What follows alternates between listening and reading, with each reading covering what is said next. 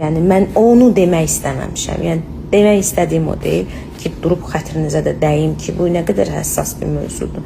O qızlarımın xətrinə hansılar ki, atasız qızlarımdır, mən sizin alnınızdan öpürəm. Qəlbinizə dəymişəmsə üzürlü hesab edin. Niyyətim bu deyildi. Mən hər zaman sizin arxanızda olmuşam və həmişə də olacam.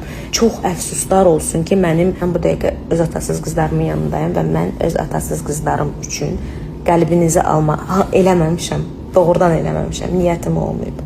Amma qəlbinizi qırmışamsa 30 dənə atasız qız sırf bu kampaniyanı eləyirəm.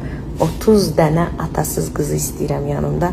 Onları işlə təmin edəcəm və onları profesional bir yerə gətirəcəm. Bacardığım bir yerə, nə bilim, bacardığım bir əlimdə olan bir güclə.